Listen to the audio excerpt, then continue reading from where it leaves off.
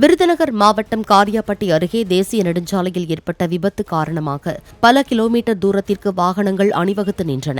வக்கனாங்குண்டு பகுதியில் 4 வழிச்சாலையில் ஒருபுறம் பராமரிப்பு பணிகள் நடைபெற்று வரும் நிலையில் எதிர் சாலையில் ஒரு வழி பாதையாக வாகனங்கள் திருப்பிவிடப்பட்டுள்ளன. இந்நிலையில் மதுரையில் இருந்து தூத்துக்குடி சென்ற லாரியும் தூத்துக்குடியிலிருந்து மதுரை சென்ற லாரியும் நேருக்கு நேர் மோதி விபத்திற்குள்ளாகின.